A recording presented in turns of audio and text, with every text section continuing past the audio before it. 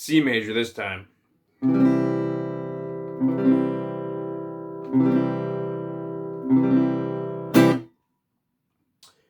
And this one, we can start off with our index finger on the first fret of the B string. My middle finger is going to be on the second fret of the D string.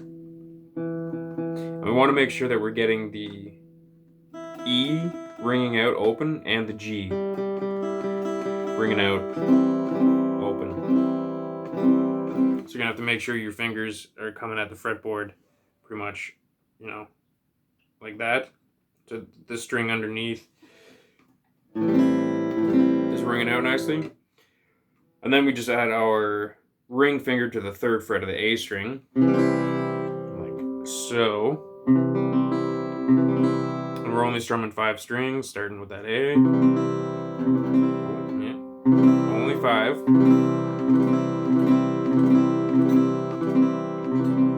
With that E and G ringing out nicely.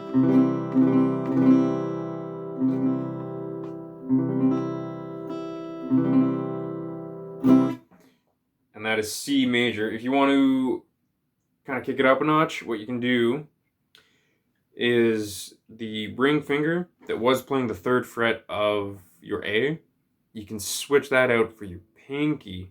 And my pinky is hitting that third fret of the A string, and my ring finger is going to go down to the third fret of that big E string.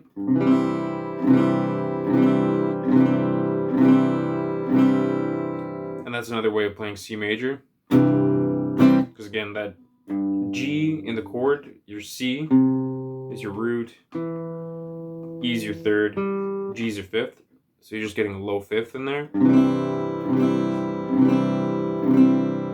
Getting all the chords C, E, and G you need.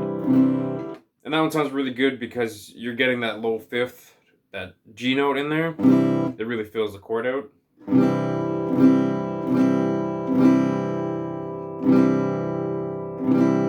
Sounds awesome. That's kind of my favorite way to play this chord, is with the low fifth in there.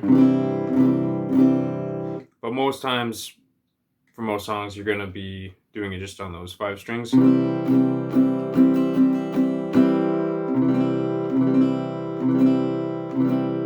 That's my index on the first fret of the B, middle finger on the second fret of the D, and my ring finger on the third fret of the A.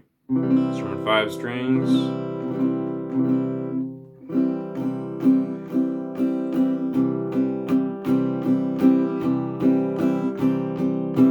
Yeah. I was going to say, sometimes watching where your thumb is on some of these chords might be a good thing, because this sort of like baseball grip isn't always the best way to go about it. I know you might see a lot of people doing it, but depending on hand size too, you just kind of got to play with the cards you're dealt. So bigger hands will have an easier time kind of having that thumb wrapped around always.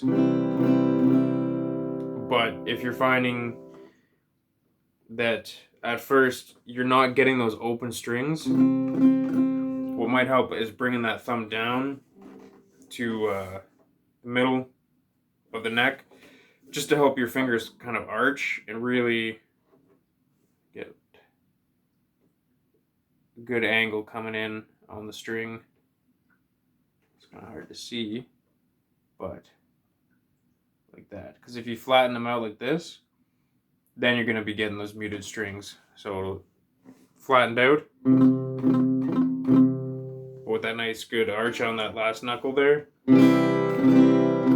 Oh yeah, that's the one. And then eventually, after you practice a lot, get that chord down, then you might find it easier to keep your thumb over the top. And again, having the thumb up and over can mute that E if you're not doing the version with the low fifth. You can kind of just mute it.